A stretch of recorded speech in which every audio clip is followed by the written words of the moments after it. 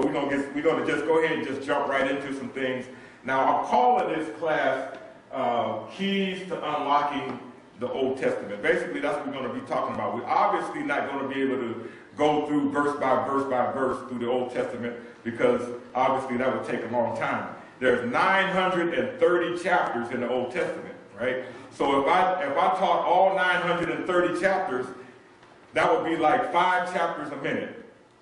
So obviously we can't go that route because I'm already way behind. So we have a system that we're going to be sharing. And this, let me just say this too as a precursor, is that a lot of people develop a system, and and in fact there's a lot of material out there. Like, anybody ever have a 1-year Bible? Anybody ever read a 1-year Bible? Well, that's just one example of a system where people recommend that you study the Bible all the way through in a year, or you read the Bible in a year. Well, I always say, and this is just my opinion, and I'm entitled to it, that to read the Bible in a year is great for devotional purposes, but it's not a good system to study. Okay? I'm going to say that again. It's great for, get up in the morning, do your morning devotion, get your day going, that type of thing. That's a great way to go. But when it comes to actually studying, that's not the best way to go. And I'm getting ready to share a study system that I think that is a much better way of really understanding and grasping the principles of the Old Testament. Amen. Well, anyway, another point. I just trying to do some little introductory stuff and get this out of the way. And I always like to start out by asking the question: why is it so important that we as believers get an understanding or have an understanding of the Old Testament? As a general rule, most of us Christians and most people who read the Bible, they view, going all the way back to our Sunday school days, right? We view the Bible, the Old Testament, as a collection of a bunch of inspirational stories, right? All of us know, we look at it like a puzzle, right? We'll reach in the box and we'll go somewhere and we'll pull out Jonah in the whale, right? Or we'll reach in and we'll pull out Daniel and the 3 Hebrew boys. Or we'll reach in the box and we'll pull out Noah and the ark. We know all of these stories. We'll pull out Moses. We'll pull out all these individual pieces, and we view the Old Testament as a collection of inspirational stories. But I want to suggest a different approach. And this approach that I want to suggest is that in order to take if you're putting together a puzzle, how many people was a puzzle person growing up? You did puzzles. In order to put any puzzle together, what is the one thing you needed to see? The box. You needed to see what the picture on the box was going to look like, what the end product was supposed to be before you can start putting the pieces together. So what I'm going to suggest is a system whereby we look at it from the standpoint of the big picture first, and then see how all these little pieces fit within the confines of the big picture. Wait. I want you to turn to Luke chapter 24. Oh, okay. Luke chapter 24. And start at verse 44. Luke chapter 24, and we're going to start at verse 44. And I want to talk a little bit about why is it so important that we understand the Old Testament. Now I'm going to read Luke chapter 24, beginning at verse 44 through 49. 44 through 49. Now, notice, I'm reading for the New American Standard Version. Now, he said, he being Jesus, these are mine. Now, of course, we all know that this particular account is after the resurrection. We all know that, right? Okay. Now he said to them, these are my words which I spoke to you while I was still with you, that all things that are written, now catch this, that are written about me in the law of Moses and in the prophets and in the Psalms must be fulfilled. Notice that. I'm going to just read that again. Verse 44. This is what Jesus said to his disciples right before he was getting ready to ascend back to heaven. He was giving them a review of everything that had just happened over the past 3.5 years.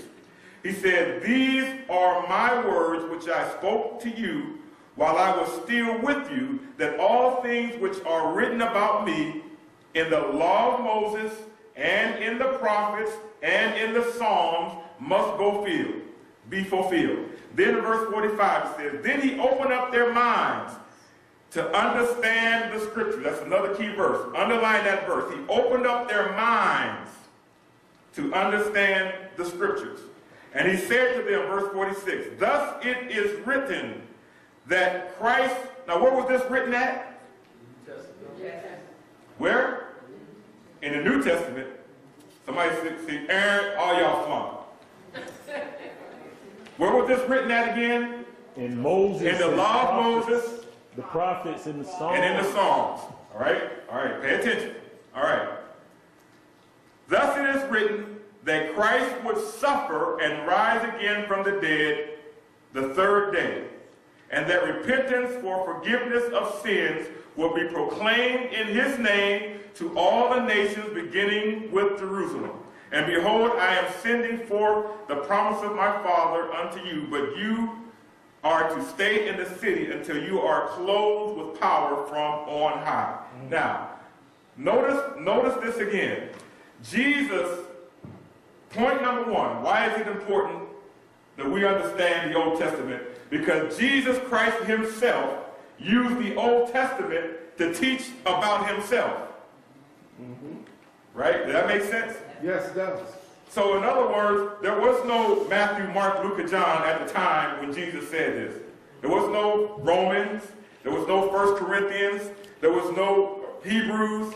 All they had was the Old Testament. Now, let's go to Acts chapter 17 real quick.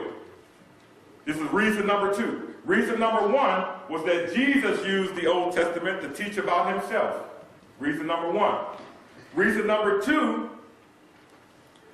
well, I want you to look at Acts chapter 17, verses 2 through 4, and also verse 11. Acts chapter 17, verses 2 through 4, and also verse 11. Acts chapter 17, verse 2, it says, according to Paul's custom, he went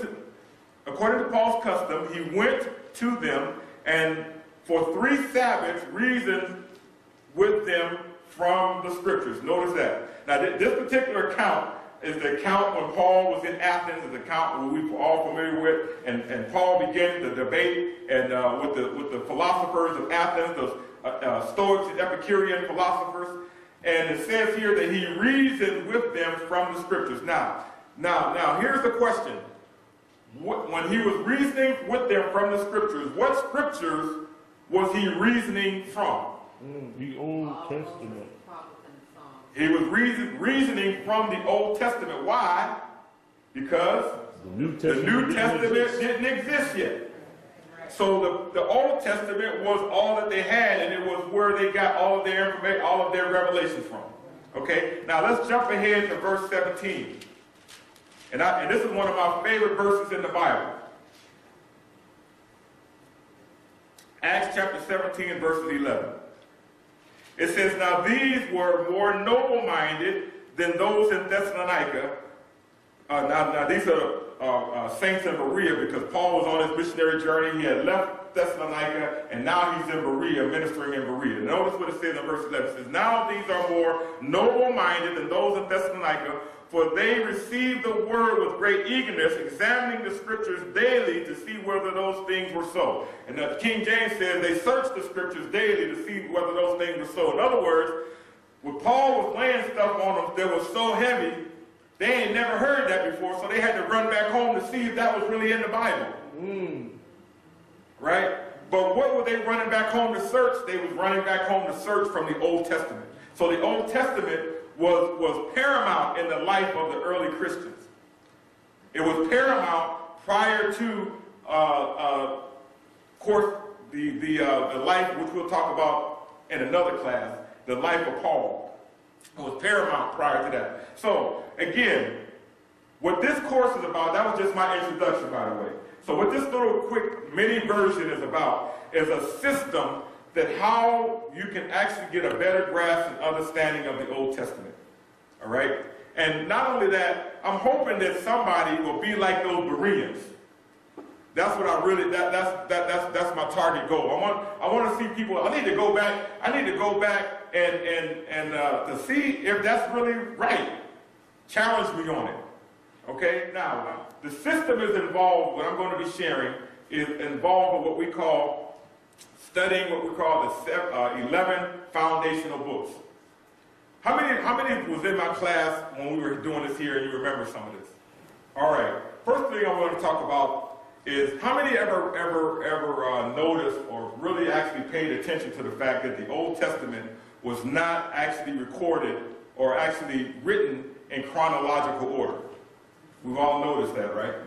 And so this is the reason why I kind of disagreed with the system of just going straight through Genesis and just read the Bible all the way through, because basically what happens when you do that is that you're not on the timeline. You're all over the place. When you're just reading it straight through, you end up actually all over the place. But there's 11 books that I want to suggest to you that if you read these 11 books, and that's always the challenge that I give to people, that you read the 11 foundational books in a year as opposed to, no, let me rewind that. That you study the 11 foundational books as opposed to reading through in a year. Okay, let me rephrase that. Now, there are 11 books in the Old Testament that are called foundational books. And these 11 books give us the historical and chronological storyline of the Old Testament. In other words, all of the Old Testament is not written in chronological order, but there are 11 books in the Old Testament that are written in chronological order, or are recorded, I should say, in chronological order. And these 11 books gives us the actual timeline, the actual historical chronological timeline of how events transpired in the Old Testament. And basically we know that and all the other books actually plug in or slots into one of these 11 foundational books. And I'll explain that in a minute. First of all, let me tell you what they are.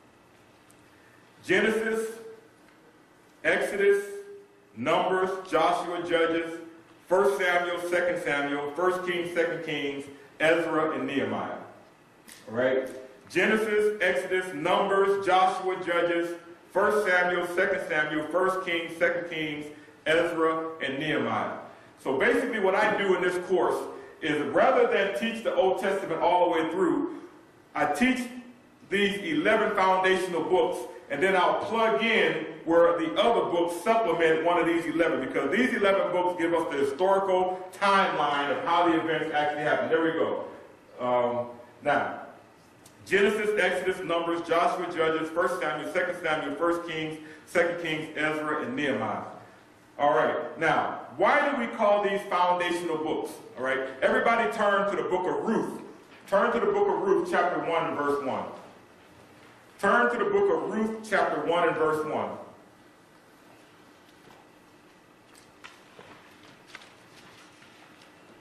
Somebody read that.